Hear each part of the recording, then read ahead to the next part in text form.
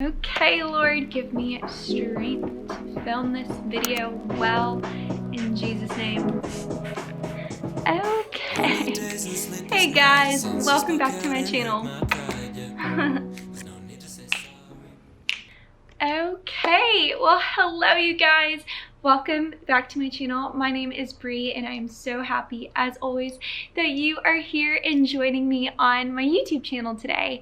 So for today's video, I actually took to you guys to ask me some questions over on Instagram, and I invited you guys into just a personal conversation with me to really ask me anything, whether that is personal stuff or whether that's about my season of life or advice or anything you wanted to know about me, and without fail, you guys always show up in the best way. So I have my Instagram pulled up right here and I got asked so many questions, so I'm gonna just truly candidly pick a handful of questions to answer right on the spot. I haven't even looked at all these questions. I've looked at some of them, but I haven't picked out ahead of time which questions I'm going to answer. So I'm going to go through my phone and just answer some of those for you guys today. And ultimately, like, my greatest goal on my YouTube channel and even by this video is for you guys to always feel like we are growing in friendship. I know that I'm the one sharing content on YouTube, but I want you guys to always feel like these are just candid conversations that I'm having with you guys. I want y'all to feel like you know me and that you're getting to know me and that we're growing deeper in friendship. And I pray that you guys feel that way and learn something new or maybe feel encouraged by me today through this video. So I'm gonna go ahead and just hop right into it and start answering some of y'all's questions. Y'all really know how to ask the best questions, so let's just get started. Okay, so first question is, have you gone on any recent dates? And yes, I have. I've been very grateful to be pursued so well recently, so I have gone on some dates, but I haven't like pursued next steps after going on dates. It's just been going on dates and being pursued well and experience the love of Jesus through men. So I'm very grateful for those experiences and those opportunities. Next question is, where do you see yourself in 5 years? Ideally in 5 years, ultimately, like, I trust the Lord and know that He has all of that authored, but ideally in 5 years, I would love to be married. In 5 years, I'll be 30 years old, which is crazy to think about, but I would love to be married and maybe have a little baby on the way, or maybe already have a baby. I don't know. We'll see, whatever the Lord has. But I would love marriage, children, and then of course I would love like to be working for myself full time. Right now YouTube is like a hobby, and of course I don't know what the Lord has ahead of me, but I would love to be full time with YouTube or full time with some sort of work, creative work of my own, and just be, I don't know, working for myself, passionate about what I'm doing. And then the rest, I really haven't thought too far ahead. I don't know where I'd want to live. I don't know what exactly I would want to be doing other than hopefully being a wife and being a mother and working for myself. So other than that, it's like so hard to think ahead. Okay, next question is, how much do you run and how often? That really depends, especially with it getting so much warmer out. It's definitely harder to like run as much as I was running.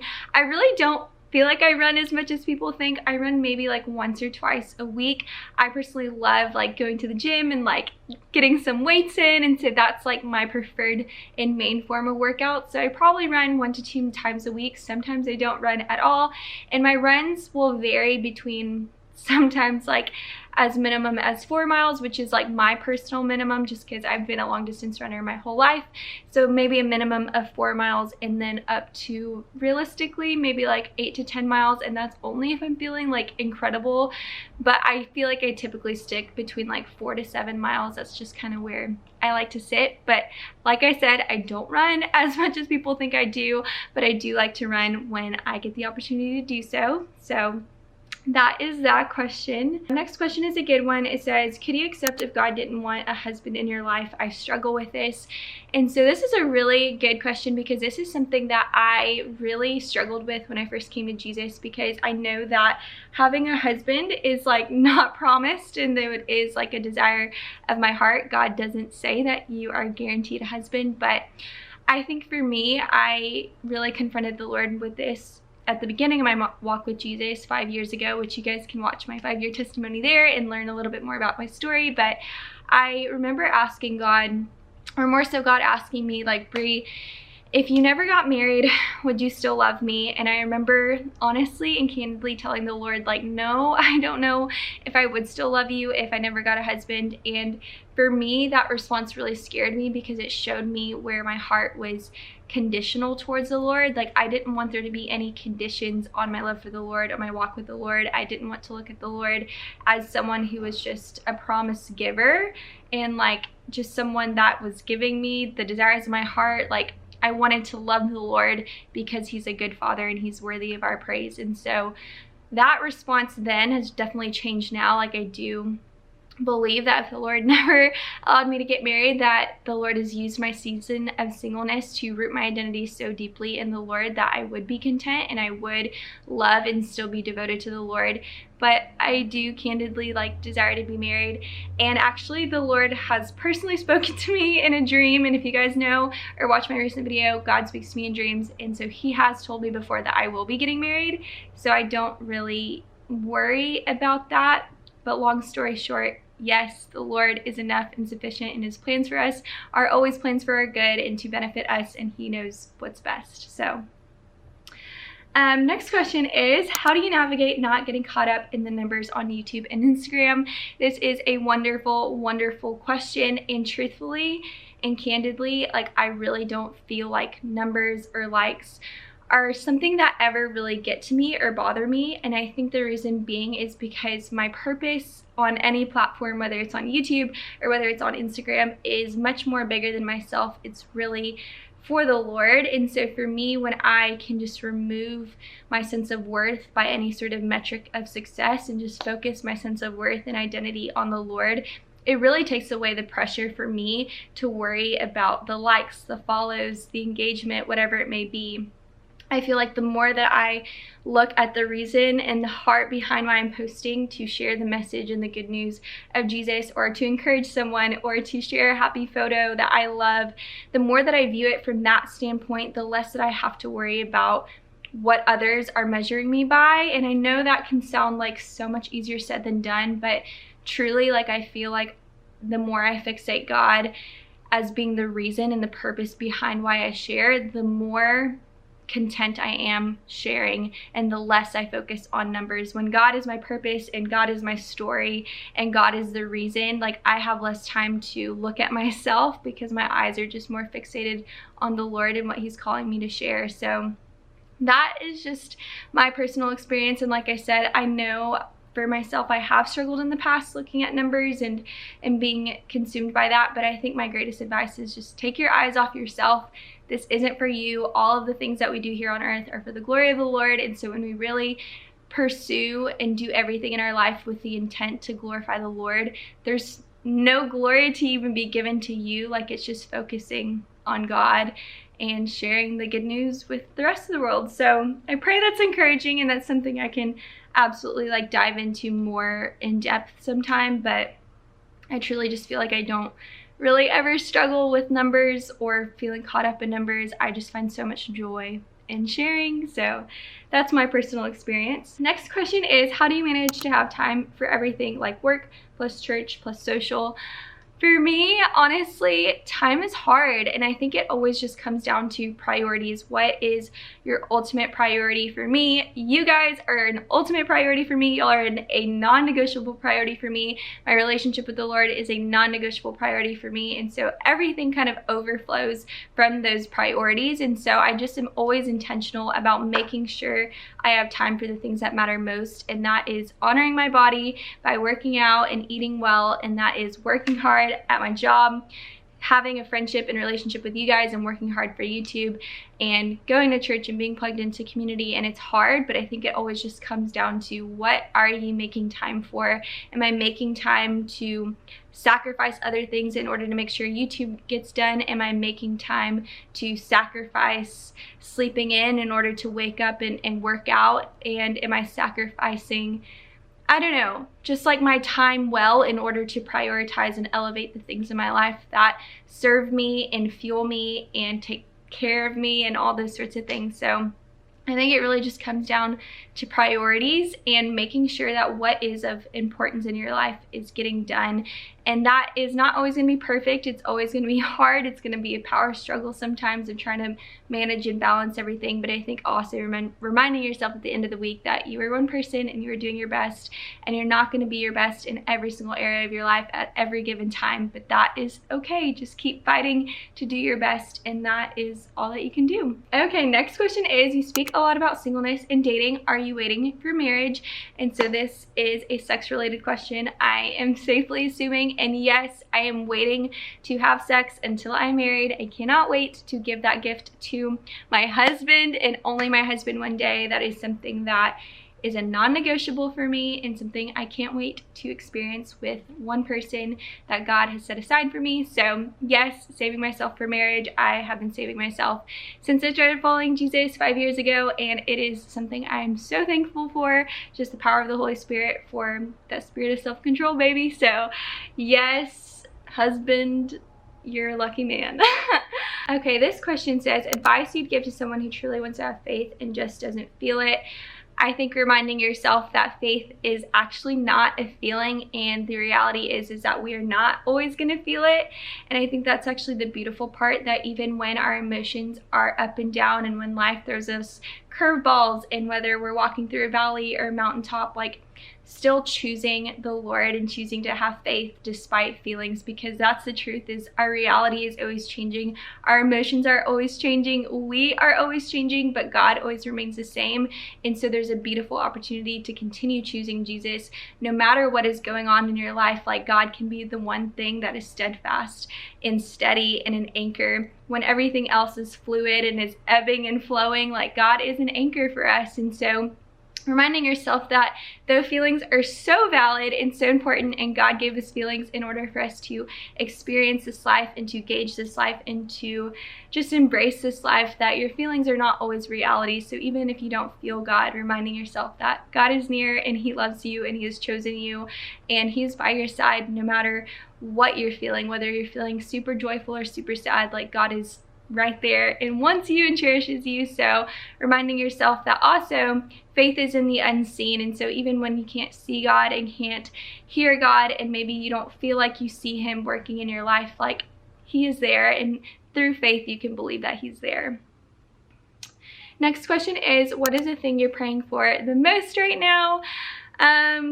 Gosh, I'm praying for a lot of things. Honestly, I would love to meet my husband. I think about him a lot, and though I'm so content in this season and have been so content for so long, I would love to meet my husband, and I just can't wait to cherish him, and I don't know, just to like enter that season of my life whenever the Lord is ready for him to come, and whenever the Lord is done preparing him. I think that will just be a really special season whenever it comes. But another thing that I'm praying for is, of course, for you guys and for my YouTube channel. I just really want to continue growing on this channel and eventually make this my job and like my full-time job. I think that would be the coolest thing, to be able to talk to you guys and have a relationship with you guys and encourage you guys as my job. Like, I want that more than anything, and for opportunities to like flow through that. So that is a huge thing I'm praying for.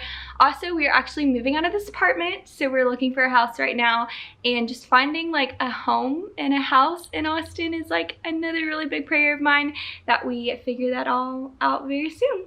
So actually, that kind of flows into my next question, which is, do you do YouTube and Instagram full-time? Which, no, I do not. I cannot wait to be able to do that and say that it is my full-time job, but right now it is not. But that is what I am working towards by the strength of the Lord. Okay, next question. What's your opinion on dating apps, and what's the best way to meet people? Also got another question that's very similar that says, what does dating life look like for you? Online dating, where are you in this season? So currently I am not on dating apps. I have nothing against dating apps. I think they can be wonderful, and I do believe that God is so big and so infinite that He can absolutely use the technology that we have nowadays in order to bring His people together. I think it's so possible. But oh, sorry, my feet are literally going numb. I'm always like sitting on my living room floor for you guys. But I think with that said, I'm currently not on any dating apps. I do not desire in this season to be on any dating apps. I have no plans on getting on dating apps. And like I said, don't have anything against them. I think they're wonderful, and I think they can absolutely be a tool orchestrated for God's good. But I just love meeting people in person, and I think even like it'd be cool to connect with someone through YouTube or someone who followed me through Instagram. Like, I'm all about the Lord using social media and technology to bring his people together, but I just personally in this season do not desire to meet someone that way. So that could change, it may, but I just really want in my own story and in my own life, like I would love to meet my person in person, or I don't know, some other really cool way. And what does this season of dating look like for me? I've gone on some dates. I don't really go on a lot of dates. I have high standards. Standards are important, ladies. And mainly just because like I really do know what I want and desire and the qualities I'm looking for in a significant other, and I am dating with the intent of getting married. And so I take dating very seriously, but seriously in the way that there's freedom, of course, behind it. Like, dating doesn't have to be this like strict and like so serious thing, but I am very intentionally dating. So with that said, I don't go on dates with a lot of people because I know the type of man that I'm looking for in a spouse. But yeah, I guess that's my answer. This question says, I've been single for 3 years and it just feels so hard to be content. How do you remain content? I think for me, of course, it comes in ebbs and flows. Like I said, one of the things I'm praying for in this season is I would love, love, love to meet my husband. I would love to, I don't know, just be in that stage of life whenever the Lord has it. But I think the key to contentment is just reminding ourselves that the Lord is not forsaking you. He is not withholding from you. He's not purposely leaving you in this season of singleness to be left high and dry. He's not trying to make you feel forgotten or lonely. Like, God is preparing a wonderful story for you, and just reminding yourself that God is the author and he only writes good stories. And if the story isn't beautiful, the story isn't over. And so reminding yourself that there's purpose in this season, and just seeking that purpose of why God has you in a season of singleness, or why God has you in a season of marriage. Like, there is no two stories that are greater than the other. In every single story, no matter what age you got married, it's authored divinely according to God's purpose and God's glory for your life. And reminding myself and yourself and anyone who may be struggling with this, that if God has you in a season of singleness, it's about him. If God has you in a season of marriage, it's about him. And so God saw your life as one filled with so much purpose, and he knew that if you are still single, it's because in this time of your life, you can bring God most glory through your singleness. And so reminding yourself of where your purpose and your glory lies. It's never going to be in your relationship status. It's never going to be having a ring on your finger or not. Like, your glory and your purpose lies in Jesus. And I pray that a relationship status would never change that. So I feel like for me in my life, just focusing on like, how can I right now prepare myself to be the best wife I want to be the best mother I want to be, and using this time to build up the kingdom in the ways that I can only do right now individually. And then one day when I share my life and unite my life with someone else, like, I will have a firm foundation that I can bring into my marriage one day, and that I can continue building on with my spouse. But until then, like, I'm working on building my own firm foundation. I'm working on building the kingdom in the way that I only can by myself right now. So fixate your eyes on Jesus. Remember, he is a good author, and he is not leaving you in this season to make you feel abandoned or forgotten. He always has good promises and purposes and plans. So that would be my encouragement for that. This is actually a very interesting question. This says, would you date someone outside of the US if that is what God chose for you, or if that is who God chose for you to be with? And the answer is absolutely. I would love to date someone internationally. I think that would be so cool. Truly, like, whatever the Lord has for me. I think location does not matter to the Lord. The Lord can, have me meet my husband that lives in another state, in another country, like, I don't know, another city, anything. Like, the Lord is not bound by location by any means.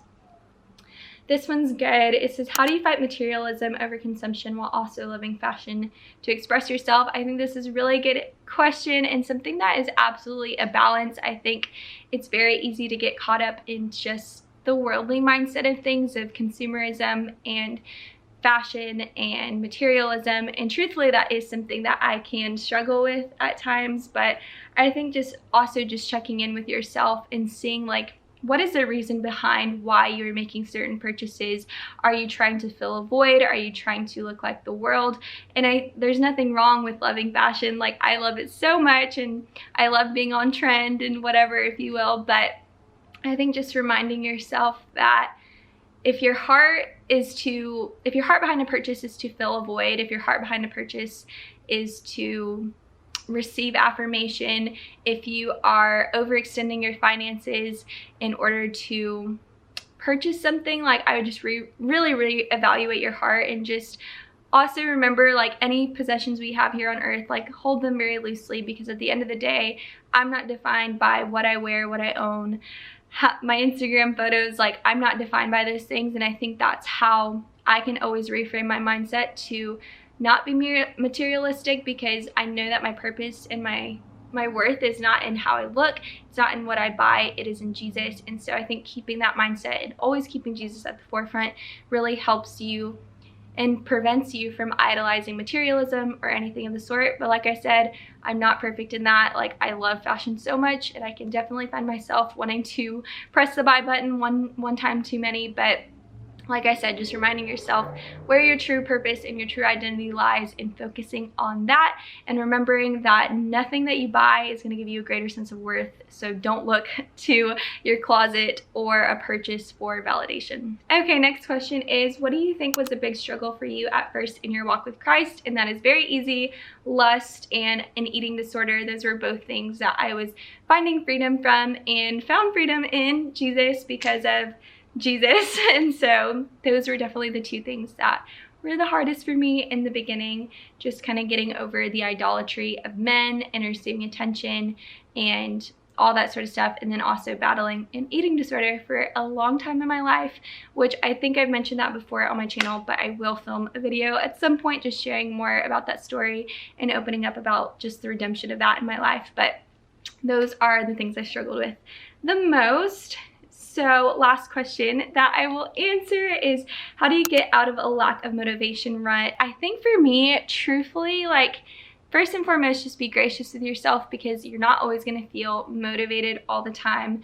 But I think it really just comes down to just, like, doing the thing that you're lacking motivation in. Like, I think that's where discipline is so important, and just, I don't know, whatever it is, whether it's working out or eating healthy or starting that new project or working on your side hustle or whatever you're trying to seek motivation for, I think it just all starts with doing it and just being disciplined even when you don't feel like it. And it's even similar to, like, faith. Like, even when we don't feel God, we believe that God is good and that He loves us and He's around us and He's everywhere all the time. And it's the same with motivation. It's like, even when you don't feel like it, like, still being disciplined and just getting after whatever you need to do, while also being very gracious with yourself and reminding yourself that you're human and you're not meant to feel motivated all the time. I know that I'm not always perfectly motivated all the time. I definitely get in ruts and definitely don't feel like I'm excelling at my workouts or whatever it may be, or YouTube. Like, I don't always feel perfectly encouraged and motivated, and that's okay, but keep going even when you don't feel it. So I've been talking for a long time, so I think that is all the questions I'm going to answer for today.